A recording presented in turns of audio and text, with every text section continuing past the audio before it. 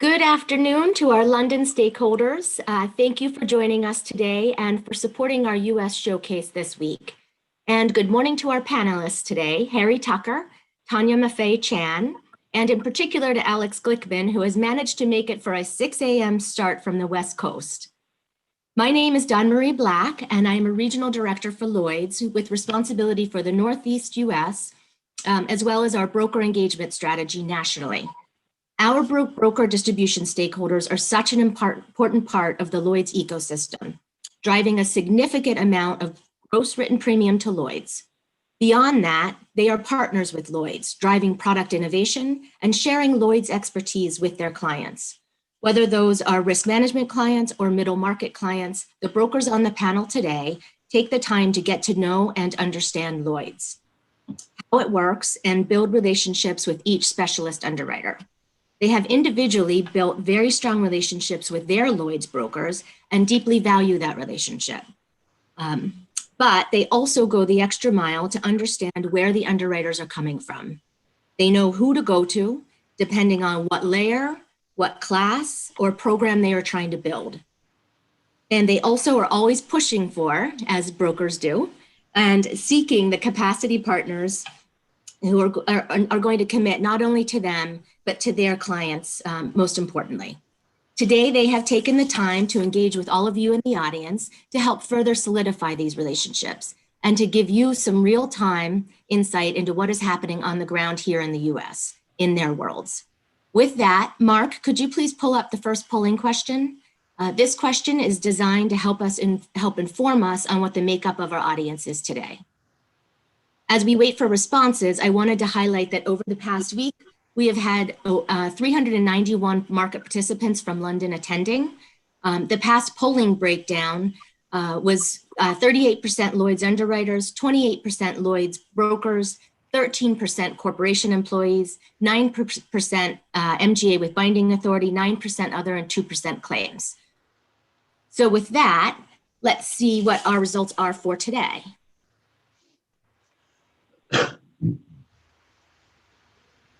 So we've got 34% Lloyd's underwriters. We're looking pretty much the same. 32% brokers, 7% MGAs with binding authority, 17% from the corporation. Thank you to all of our colleagues for joining us. And 10% other.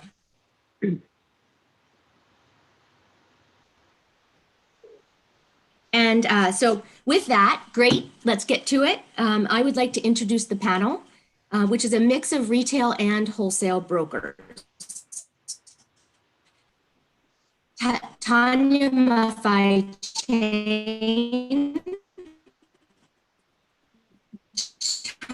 Tanya Maffei's experience both in the US and internationally is at Highland, which is an independently owned full-service insurance brokerage. She collaborates with the client executives to develop new business, and Tanya also leads service teams and risk advisors to ensure clients are provided innovative solutions, cost-effective placements, and value-added services globally. Tanya is a true friend of Lloyd's via her 20 years. The ALB provides education about the Lloyd's market and a platform for the Lloyd's market to connect with US stakeholders. Next, we have Harry Tucker. Harry has over 30 years of experience in E&S property. He leads and oversees Amwin's property practice. The practice consists of over 500 active brokers, property practitioners, and property marketing specialists. Amwin's property practice represents $4.4 billion in annual written premium. I wish I could say that I can out-ski Harry, but having skied the backcountry with him, I definitely say that he's Glickman. Alex has 37 years of experience representing virtually every asset class and ownership structure in the real estate industry. In 1997, she launched Marsh's real estate and hospitality practice, and she has led Gallagher's property practice, since 2001. In 2018, Gallagher launched the Gallagher Global Alliance industry practice for the firm and appointed Alex as the leader. Alex is a role model for women and so many others in our industry, and someone I have looked up to since my days at Gallagher. I'm excited to be moderating this panel of experts who, in addition to being expert brokers, are truly in our industry in so many ways and just fun people to hang out with. So let's hang out and talk. And with that, I'm going to direct my first question to Alex. What is your biggest challenge as a broker in 2020? And what do you foresee as your biggest challenge in 2021? Well, thank you very much for this invitation to get up at, it's still pitch black outside, but I'm glad to be with everybody. And Simon Jackson, I just saw your note. Good morning, I miss you. I should have been in London last week, actually. So it's great to see everybody virtually. The biggest challenge in 2020 was, I have a keen eye for the obvious. We have clients, particularly in the real estate and hospitality sector, which are suffering mightily with the downturn in the economy, with the expenses related to COVID and their own lost revenue. The challenge was, and will continue to be, explaining why the market, the overall market, has been in such convulsions. And it's not just property. We were talking with clients and have been talking to clients about the D&O, about the large lines umbrella. There's not one market other than possibly workers' comp that isn't going through fits and starts. So that is the challenge, trying to keep the clients educated and explain to them that they are part of a global economy. But it is difficult when you point to the fact that there are, horrific trucking losses and the increases in expenses for litigation are going through the roof. A client who owns multifamily doesn't really care about that, but they need to. So we are doing our level best to explain what and how the market works, and also pointing out to our clients that if they know the wherewithal to take higher retentions and to put more skin in the game, then they should do it. Mm-hmm. I'd like to add to that, if I could. The COVID pandemic has certainly taken its toll on businesses, but it's also taken a toll on us as an industry and our employees. The key element to our industry is the personal interaction between brokers and our staffs and whatnot. This has suffered and has been strained over the course of the past 9 months now. Everything from client interaction, mentoring, the free open exchange of ideas that happens has been stifled more or less for the year. And that's been a challenge for all of us on the underwriting side, on the broking side, to overcome that and to forge ahead and keep our respective businesses going. Harry, you and I have talked, I just say we've talked quite a bit as well as just how it's really impacting the young professionals who simply haven't built those relationships that I think a lot of us have depended on to kind of get through this. Absolutely. Yeah. Add to that, employee morale and then burnout to some extent, excuse me. It's been an exceedingly difficult time, and you don't even have to look at us as an industry. Just look around, your neighbors, your friends, your children in school, whatever. It's just been an incredibly challenging time for us. Tanya? I was going to jump in and say I agree, Harry, with everything you've said, and the fatigue is starting to get there. And there's been a lot of work done as leaders, as managers, to educate the next gen, as I call it, whether you're looking at 25 to 35-year-olds or even 40-year-olds who haven't experienced a hard market, right? So speaking about how to work in a hard market, how to work virtually with your own teams and then externally with the clients. I always joked that in middle school, when they gave you those aptitude tests, I could, one of the results was I could be a teacher. And I thought, no, I'm not going to go into teaching. I want to do something a little bit more exciting. Well, I'm actually a teacher, in so many ways, right? As a manager, as a leader. I think one of the positives of the pandemic, though, has allowed more people to participate because we are virtual. So it is an opportunity to teach some junior members on the team who maybe can't go to London about London, or interacting with certain markets, or interacting with clients, or our loss control engineers who maybe won't make the trip, every time, but can participate and provide a story. So there are some positives, but overall, I do think that the biggest challenge is to keep motivated, keep the momentum in the next 6 months. I think it's going to be another 6 months of virtual, of working in this new normal, and then kind of reinventing the industry. What's it going to look like? Are we all going to still go into offices? Are there better ways to access, and I'm going to go there a little bit, the London market, other than making the pilgrimage, which we all love to do? Is there some technology that's going to be available to us? So those are some of the things that I think we need to start thinking ahead to. Yeah, I agree. And, just keep your eye out and follow the progress of the virtual room. So, who knows where that's going to ultimately take us. So Harry, I'm going to direct this question to you. The question is, what is your comfort level with ENS? And presumably you are incredibly comfortable with it. So I'll leave that portion for Alex and Tanya to answer.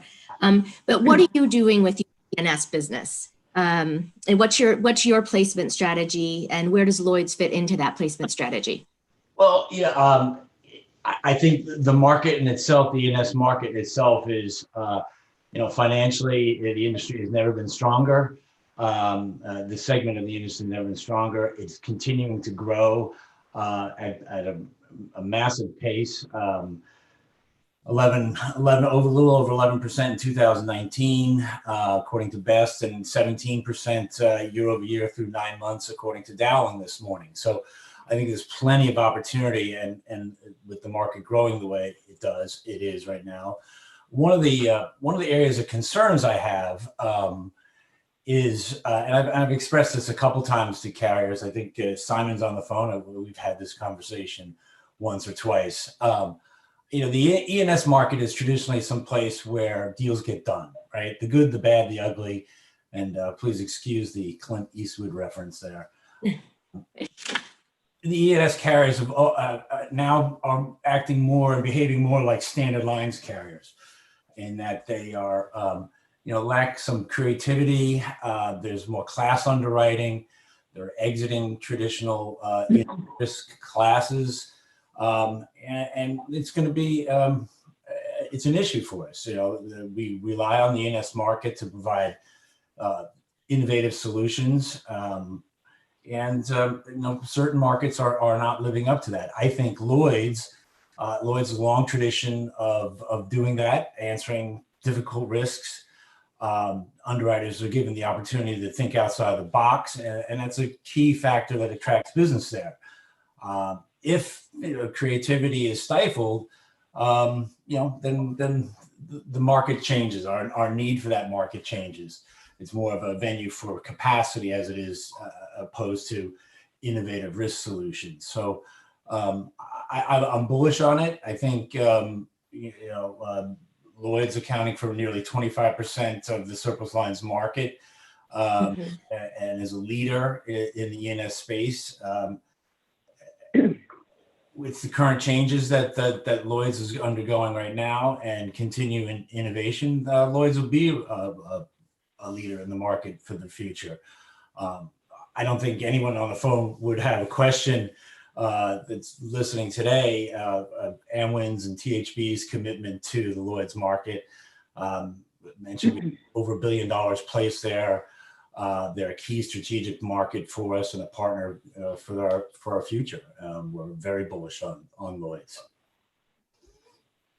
Good. Tanya or Alex, would you like to add to that and also just give your perspective on the ENS market? Sure. Tanya, would you like to go first? No, go ahead, Alex. Thank you.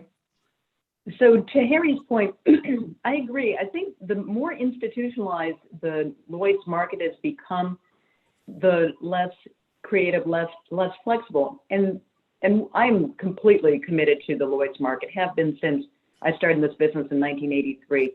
And our group, I lead the global practice, but our group in LA, we write about $150 million of property premium just for real estate and hospitality. And Lloyd's, London is our #1 market. and I think it's up to about 28, close to $30 million just in London. What is concerning to me is, and this is a more global statement, is when I started at J&H on the property side, and it was all about short and tight, and we learned how to do shared and layered from the crib. It was a long, long time ago.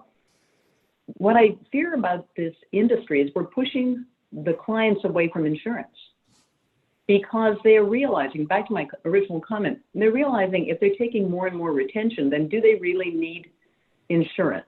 What can they do to satisfy lender requirements? There are alternatives. We're talking to one client now about launching their own ILS because they've got rated paper. They are a publicly traded company with rated debt. Why trade the dollars? I think we need to be very, very mindful that insurance is essential, but buying it and selling it the way that it's been broked and provided for the past 25 years is not the only way to do it anymore. So I do think that from a standpoint of creativity, we all better get on this bus because it's leaving. And I think London has the greatest opportunity to lead us in that direction, at least be part of that direction. Because otherwise, I absolutely foresee that we're going to, clients are just going to leave the market. It's just that simple. I agree, Alex, and I'll take it a little further down that same path. And even the Lloyd's risk management panel, we heard it this week, the captives and alternative risk mechanisms. And some of these companies, the Fortune 100, are bigger than, the policy holder, the companies, the insurance companies they're buying policies from. So they are comfortable in the space, and just issuing a certificate or a policy for certification purposes is not helping anymore. So how do we get creative? How do we get innovative? And again, we're very tied into Lloyd's. We think that Lloyd's has the data as an aggregator of data, with the innovation that Lloyd's has brought to the forefront in creating products and creating opportunities and creating new ways of working. Lloyd's might want to start mining that data a little bit more and thinking through some of those new opportunities, right? Let's not think about just the insurance policy. Let's think about how do we use that loss data to educate, clients? What kind of additional services might we offer? What value add does Lloyd's bring other than the capacity, which is huge? We need that, right?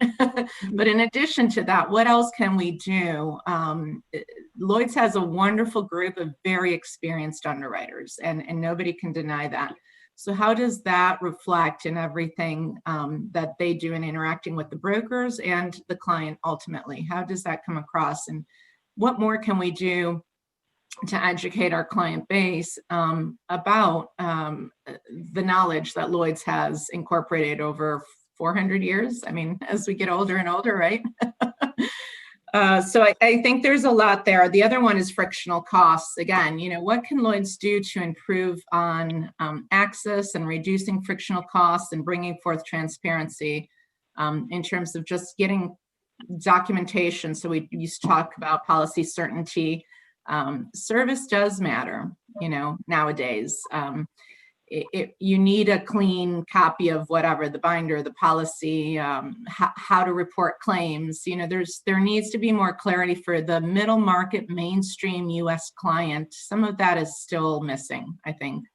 So those are some opportunities where Lloyd's could potentially, do something more. And simpler policy language, particularly when it comes to the middle market client. Absolutely. It is a very different buying pattern, right? The risk management clients versus the middle market. And I think Alex hinted to that a little bit as well. Absolutely. I agree. Okay, so focusing on overall strategy now, what do you see as opportunities and challenges, and where does Lloyd's play in your objective making for 2021? So maybe like a little wider lens, Alex or Tanya, sorry. Sure. a little bit of a wider lens and think about your strategy. Where does Lloyd's fit into that? So Highland, like many others, is continuing down the path of specialization. That is going to be one of the things that we think is going to fight scale a little bit as a broker. And so I think specialization is an area where Lloyd's can absolutely contribute to us as a team, and innovation of products in a certain industry vertical, for example. And so we will be having conversations in the coming months around that, and what does that look like? And then what particular kind of products and offerings. So I'll say the product plus the offering, plus the claims handling, plus the education, plus the loss control expertise, plus the partnerships and the relationships that Lloyd's has. I mean, that is valuable to us. And I think Lloyd's will be a big player in that space. It is one of our top markets for things like healthcare and medical malpractice and recall, certainly umbrella capacity, property, marine. There's been a lot of talk around non-physical damage, BI, could there be something there that Lloyd's is interested in? SRCC, terrorism, extend that out. So just from a product innovation, very specific kind of opportunities there. But also we enjoy what Lloyd's has done, and we'd like to figure out a way to make Lloyd's mainstream, and more palatable to the next layer down, right?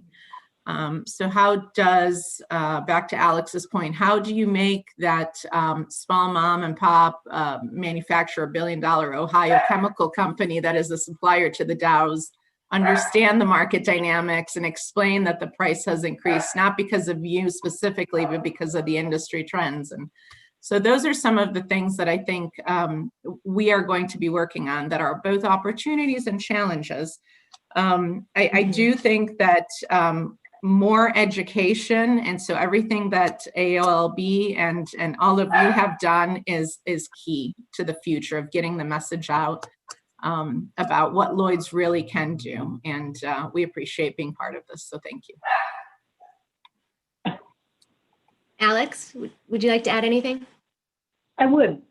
Access points are very, very critical. And I've worked with the Lloyd's market, as I said, since 1983. I do think it's a very amorphous marketplace, right? There's no such thing as just Lloyd's. It is I've used this analogy before, it's a school of fish, very fast, very adept, and able to move and pivot quickly. Yes. Where I think people get lost is if you've got an integrated account and you need products, you need large limits or high hazard property, or, going back to this chemical company, which I don't write a lot of chemical companies, but Gallagher is entirely about industry specialization. So I think about what we do in real estate hospitality, or our brothers and sisters in construction or public entity, or, we're very focused that way. Having a map into Lloyd's for all of the lines of coverage and all the potential facilities that can then be accessed would be really helpful. And we're not just talking about, Gallagher, touch wood, we get it. I don't think all the brokers out there get it, which is why they shy away from Lloyd's. They just don't understand how it works. I mean, we've all been in that building 100, times. So if I were consulting to Lloyd's, I would say, do your best to make it more user friendly, and then be able to advertise it that way. Here are the syndicates, here are the companies who have specialization in, and then, boom, boom, boom. That'd be my advice. And if this helps Alex at all, so we had our global network event 2 weeks ago. So we had all of our Lloyd's reps virtually getting together at various hours of the day. So there was definitely some 6 and 7 a.m.s to connect with Singapore and what have you. But that was sort of the biggest feedback from the entire group is how do we access that? And then how do we that to make that information, to make market access easier. So we're working on it. Good, good. Well, I think, and I think Lloyd's will always be relevant. And I do think that the sense that, well, it's an inefficient system. People can't wrap their heads around Lloyd's if they've never been there. But when we take clients, and for my friends on the property side, they're very familiar with the Gallagher Magical Mystery Tours that we take, 2-3 times a year with multiple clients. And we do that intentionally because we want the clients, A, to interact with each other, but B, to see the value and the purposefulness of the London market. And it's a different dynamic because I think the Lloyd's underwriters have a longer view. They personally, for the most part, have skin in the game. They are more like investors than just rote underwriters. So it's a different dynamic. And I personally hope that interpersonal relationships and the dynamics of being there does not go away. Because I've used this expression before, all the Zoom calls in the world, it's like AstroTurf. It looks green if you're not standing on it, but it's not real. It's a good facsimile for now, but I don't think there's going to ever be a true substitute for having personal relationships. I hope not. I would totally agree. Harry, anything else to add? I just, the Lloyd's brand is so well known, and as Alex pointed out, that Lloyd's relevance is not going anywhere. The market is much needed and a key factor in what we do. So I think there's a lot of opportunities for Lloyd's. I think delivery of the message and downstreaming it and making it less of a mystery is critical to continued growth into the future.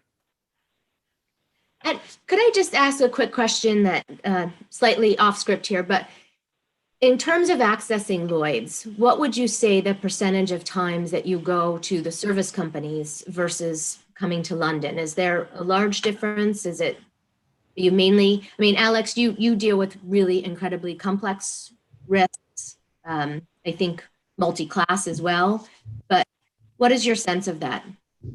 Well, it depends on what the line, I would say 100% of the time, almost 100, make it 99.7% of the time, we will go to London for all of our real estate and hospitality clients.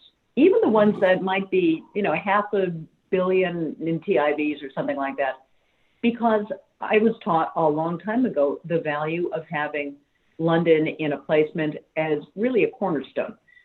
It's different. We access London for complicated construction projects.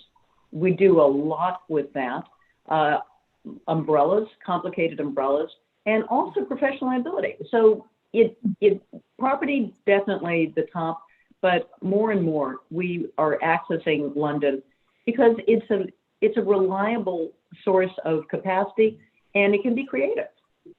And I'm glad about that because 5-7 years ago, you would only go to London for professional liability if it's just totally squirrely.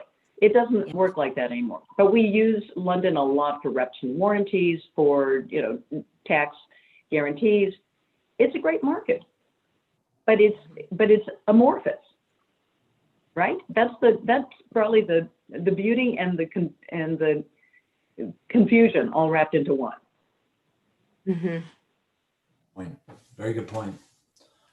Yeah. Very good point. All right, so moving on. So Alex, this is another question for you. How are you managing for clients more? That's for you, Harry. Especially during these times, given the harder market conditions and with your clients, like we've been talking about, facing a variety of challenges. First, I don't think it's a classic hard market in the sense that there's capacity is drying up. There's plenty of capacity. It's a function of cost, right? At this point, we're seeing more and more capacity come into the market now. Mhm. The origins of the market are partially what we're seeing right now, but we'll go back a lot further, pre-COVID, right? We were seeing market shifts back early as 17 after the storms. COVID brought a spotlight onto that, onto the market. I think after a dozen plus years of battling for market share, we've led to risks being underpriced. The industry looks at pricing in a retrospective way as opposed to a proactive look at things.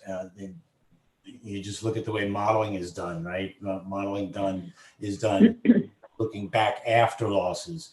We're underwriting after the fact, not looking forward at the future exposures so much. We've been messaging our clients that these changes are coming through our state of the market address and various correspondence and webinars and things that we've put out probably as early as late 2017. When we first saw these changes starting to happen. Still regular dialogue with the clients, and to Alex's point, and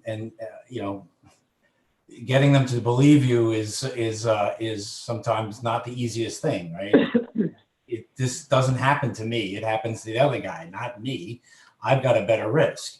I think we as an industry just need to continuously inform our clients of what's going on in the market, and keep them appraised of changes as they occur. Yeah, and if I can add something to what Harry said, what drives me crazy is how the industry, the underwriting side of the industry tolerates bad actors and tolerates brokers who lie. And there's a lot of that goes on. The underreporting the value, I forgot to include the last 6 years of losses, the whiteout schemes. And if the underwriting community got more serious about this, then there would be more veracity, and the clients would actually trust the process and trust the system more. And it's something that, when we hear from the underwriters who are complaining that, this company or that company underreported values, I'm just talking about property right now, but underreported values by 50%. Why is it tolerated? Mm-hmm. You can't complain about something and not do something about it. That's just wrong. Mm-hmm. So I think that as we continue through these cycles, and I agree with Harry, this is not a classic hard market. There is capacity, but there's also changes in underwriting that are strange and unnecessary too. I fear that people are, whipsawing, which is really an issue that you want to avoid, because our clients look to us for consistency. They want to know, it's like getting on an airplane. You look in the cockpit and you want to make sure you don't have a 27-year-old who's going to fly you through a lousy storm. Mm-hmm. So they want consistency. They want people who understand how markets work. And I do think that it's incumbent upon the underwriting community to call BS on a lot of the shenanigans that are going on. I don't know, Harry or Tanya, what do you think about that? I totally agree. Tanya? Yeah, I agree. We were just talking about undervaluation yesterday, and and I think you call it out by saying, I'm not going to participate, right? You have to take a stance at some point. And not work with those people. One other thought I wanted to add to what we're all saying is there's a lot of shifting in the market. It's maybe not a hard market. Okay, there is capacity out there. But the timeliness of communication has been an issue. And I think that's something that's easy to fix. If you know that something's coming down the pike, give us a heads up, even if it's 3 months, 2 months, whatever time frame you can give us. The more time, the better, we can help you deliver the message. We can help make the client aware. We can find solutions jointly. Maybe you need to cut capacity this year, but we want to keep you in, and we'll figure out the right way, right? Mm-hmm. But treat us as partners as well in that, because we can get creative. We've been doing this all for some years, and right. You know, and that's, I think, part of what Lloyd's can easily fix is just if there's an issue, an item, something, anything at all that quirks you, please let us know, and we will make sure to walk through it and talk through it and create something. I do hope that Lloyd's will think about, you know, the next layer down. Again, we've talked about the very large risk, you know, that flexibility, that ability to create coverage, to manuscript something. I know Lloyd's has done some creative things with the gig economy. You know, what else is in there? What are all those minds thinking of? You know, how do we and bring you down to that next notch? And, you know, you're not going to be a primary carrier for the U.S. middle market. We get that, but what else can you do, right? What can you call out? What kind of verticals or sidebar agreements or can we create in terms of that? There's not a lot of travel right now, but my hope is 21 we'll start traveling again, and then the people risk issue or item comes up again, you know, so it's not just K&R, it's business travel, it's foreign voluntary workers' comp, it's defense-based act, it's A&H, it's benefits. You know, are we looking at that? Is that something that Lloyd's wants to create a position in? Yeah, and carve out and present the specialty coverages to supplement what you've already built. Or even fronting captives. You know, I don't think London does much in that arena, or, you know, fronting high retentions for either, you know, GL or property or, you know, marine. I've said this at the beginning, and I'm going to say it again. People are buying insurance differently, and they are buying less and less of it. So if we don't want us all to be worked out of a career, we have to be mindful of this fact. Yeah. Yeah, I think that mainstream property GL is well covered in the US. So where does Lloyd's come in? It's the more esoteric kind of things. You know, what we used to think of recall as being esoteric or pure financial loss, or, you know, that's just part of any GL policy nowadays. So what else can Lloyd's offer? You know, there's a marine crunch. That's Lloyd's history. What are we doing there? You know, what innovation is coming out, and how does that play into some of the global supply chain issues that we've been long struggling with? You know, I think there's a lot. Again, I come back to the point of Lloyd's has the data. Can we mine it? Can we create something of it? Can we learn some lessons? Clearly make it profitable, but how does Lloyd's help us stabilize this crazy market that is driven by cats and pandemics and shock losses and nuclear verdicts and all sorts of things that we can't control? I think you know, I think the market, and Lloyd in particular, needs to stick to its roots of creativity and open mindedness in dealing with risk in a new, innovative way, right? It's kind of contradictory, but you got to deliver that same esprit de corps, that same spirit of, hey, we're going to look at risk, we're going to do something with this, we're going to offer it, but maybe it's in a different medium going forward. I've said it earlier. I think once that creativity has left, or if it leaves, in particular the Lloyd's market, that will hasten the end of Lloyd's being a viable market for being creative and its roots, you know. So in terms of, you know, you've all been in the market for a long time. In terms of creativity, do you feel that Lloyd's has lost some of that? You know, is there sort of a wish to see Lloyd recapture? You know, like sometimes I think about it's the modeling, right? Sometimes I feel like the modeling the cat modelers driving, we sort of swung and they started really driving the conversation and the idea of maybe bringing that back a little bit to when an underwriter is looking at a risk and getting creative, that's one factor, but there are 6 other factors. I'll take an underwriter creatively looking at a piece of business over a model telling me what the premium should be any day of the week. Amen. Amen.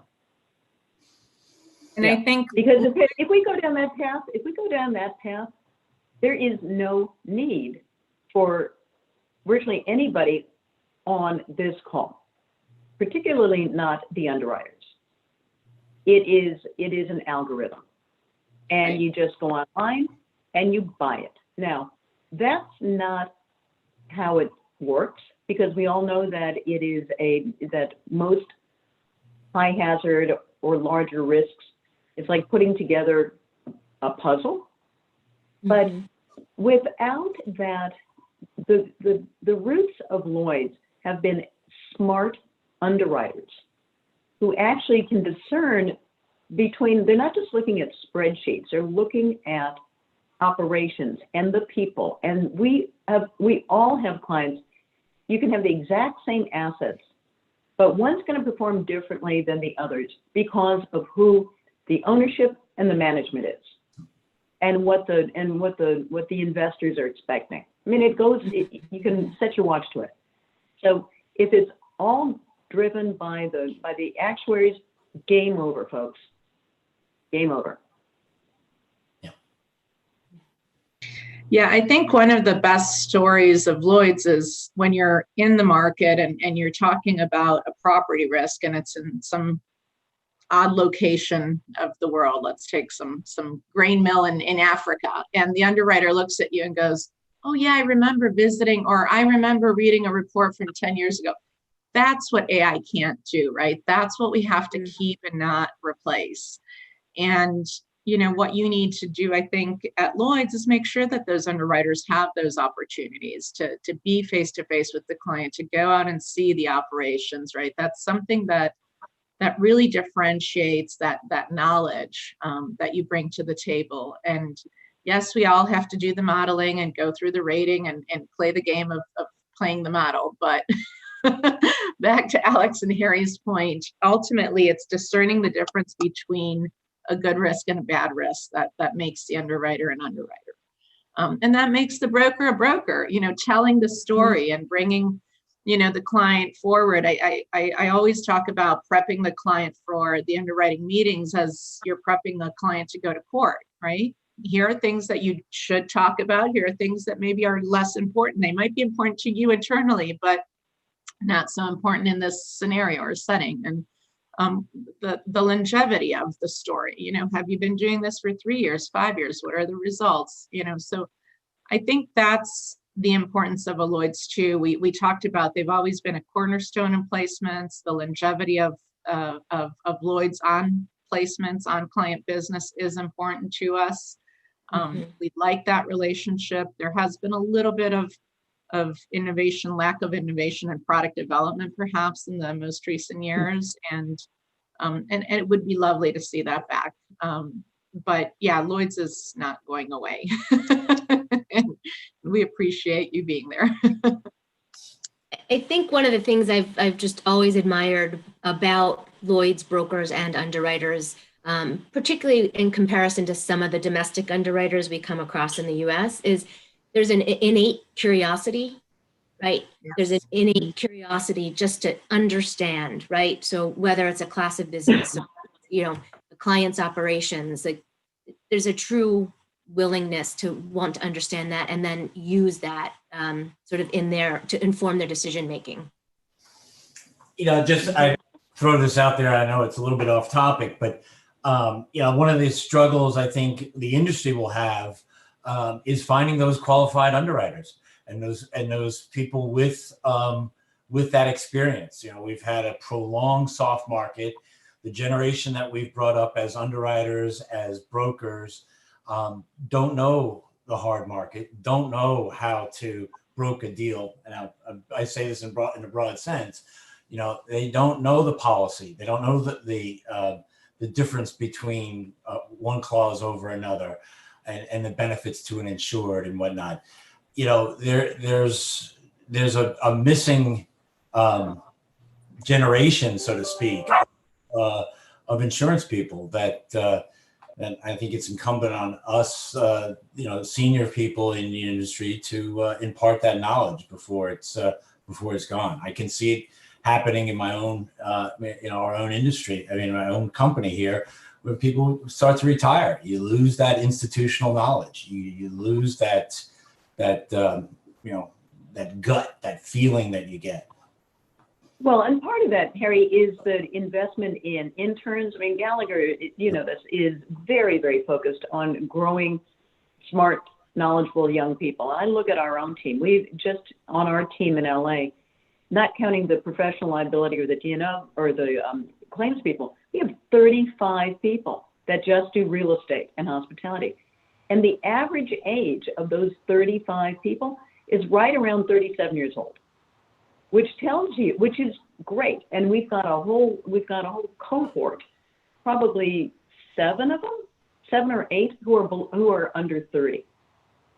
So maybe even more. That to me has been the value in growing generational knowledge, because we have been through hard markets. I mean, I remember, Northridge, being a broker during Northridge. Okay, that was a long time ago. But if we don't create, if organizations fail to remember that this is an internship, this is an apprenticeship. Yeah. That's what insurance is. You don't go to school to become this is not a trade per se, but it is a trade from a standpoint of watching that master bricklayer or that master carpenter or that master dentist or that master brain surgeon. Each one requires an apprenticeship to learn. And I think that's something that we need to continue to focus on and invest in. Yeah. And then during COVID, a lot of people who had really sexy jobs don't have paychecks anymore. And as unromantic as insurance is, it is a very consistent industry, and it can be made very interesting if you do it right. Alex, that's not what the recruiter told me. Told me it was the most Sexy. could have. Sexy. Sexy jobs, yeah. That's right. And you know what, the positive is, Alex, I agree with you. There has been a return of the young folks to the industry. I remember for a few years, everybody was going to tech or Wall Street, right? So I think that the insurance schools, and there's many colleges out there in the US that are developing a finance/insurance program, are bringing a new crowd of workers that are smart workers. They are trained differently than you and I and and Harry. And it's good to have them on board. And I think our mission is to teach them the lessons we've learned, right? And I think soft skills are key. And we've talked about this. Lloyd's is about relationships. Mm-hmm. And I think insurance is about relationships, and you can move around, but people recognize the value of the knowledge that you have. And it's right. important that you communicate, that and share that with the next gen. And I think we're all trying to say that, and we're all trying to do that. And the AOLB has done a great job in hosting the June sessions for the younger folks in the industry and sponsoring, ISU, for example, in Illinois, and the Spencer Foundation and all sorts of charitable donations geared to the next gen in insurance. And I think that's part of what we need to do. We no longer have the Chubb Insurance School, right? So we're all individually kind of creating these things in our own houses, and I think Lloyd's has been doing a good job with some of that educational piece, and can do more. So I love that idea of the map. I love the idea of a product list or a contact list to Lloyd's. Those are relatively easy things to do, and it certainly would help us train that next gen. And the boot camps. So that's certainly an in-house favorite of ours to spend that time. We had 120 young brokers come through the boot camp, and then the broker academy. So I think that really, truly, we as a team are looking to build upon that as well, because it is so important. And Tanya, you mentioned Chubb Insurance School. I went through the Chubb Insurance School. I had to read a policy and understand what it actually said, right? That knowledge doesn't leave you. And then reputation as well. And I think Alex, Harry, Tanya, you would all absolutely agree. Really, really driving that home with the young people, the importance of that.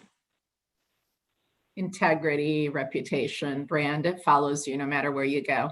I know we're getting close to the close, but another topic near and dear my heart is diversity and bringing that diverse factor into the industry. And I'm starting to see some positive signs, in terms of I'm going to just say this, non-white joining the industry.